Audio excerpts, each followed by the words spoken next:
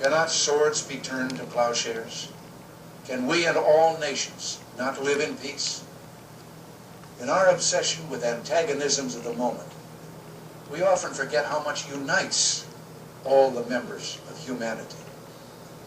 Perhaps we need some outside universal threat to make us recognize this common bound. I occasionally think how quickly our differences worldwide would vanish if we were facing an alien threat from outside this world. And yet, I ask you, is not an alien force already among us? All over the trees. Don't you see the faces?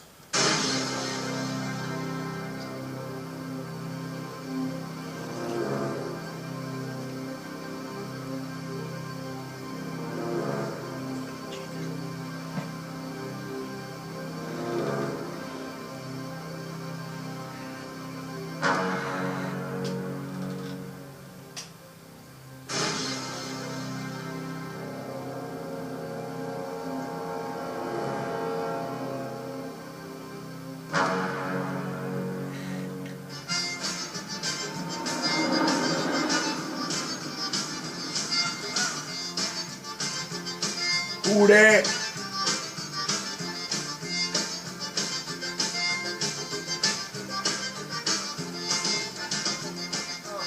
I never thought when I'd come to New Orleans we'd have Pacific Northwest weather, but well, here it is. yeah, Enjoy the weather here. The weather kind of fits the mood of what you've been looking into for the last 4 months. Yeah, I mean, if we're, that's the feel I'm getting, actually.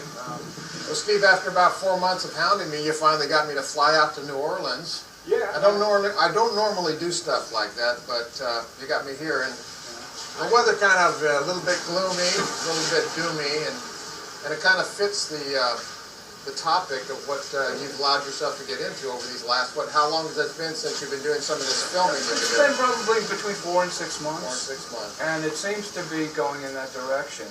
You caught some amazing stuff that caught my attention, and so I had to come and investigate it for myself and make sure that, I get so many letters and so many things come through my email that I most of the time I just pass it off. Tell us a little bit about yourself, for starters. What have you been doing all these years in New Orleans? Well, born and raised here, 52 years old at this point, and spent the last 20, 30 years doing electronics work for a company involved with oil and gas, seismic, marine exploration. But other than the 8-hour-a-day effort I put in there, I have been involved with trying to document some of this phenomenon that's taken place. So your camera was actually capturing things that your naked eye wouldn't see. Exactly, and that's really what intrigued me, is what I was seeing in the downloaded footage I was not seeing with the naked eye, and I found that pretty unusual. Tell us some of the things that you were seeing that were anomalies that you captured on your camera. The original footage had a glowing ball of light that was in every single video that I ended up downloading. This ball of light was included. And there were a particular pattern of lights associated with it, which gave an outline that would look like some sort of a craft or a vehicle. Once I saw that, I became intrigued because I realized something was there. And after a couple of weeks, I noticed a shipyard area that had a lot of activity as far as strange lights, and some of these craft that I considered, UFOs at the time, were always heading in that direction or involved in that area. So as I focused in on that area, I started to see the anomalies that I ended up catching. Steve, one of the still shots you sent to me, I could actually see a crane with lights on it, and it looked like to me this kind of a craft. It was translucent; you could see through it. Ken, it's hard to explain. It's not just black and white. It just doesn't jump out at you. It's almost some kind of the way I put it, some kind of a dimensional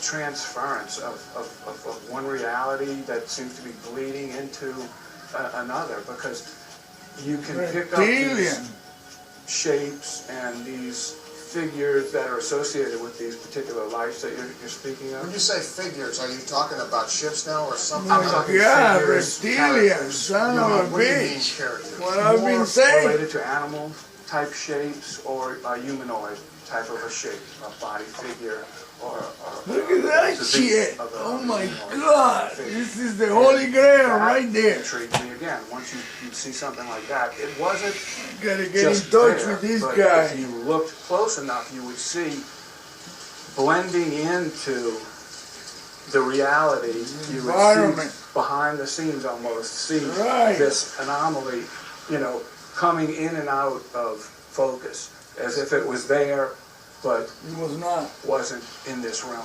If you and I went out tonight, okay, now that's why I'm here, Right.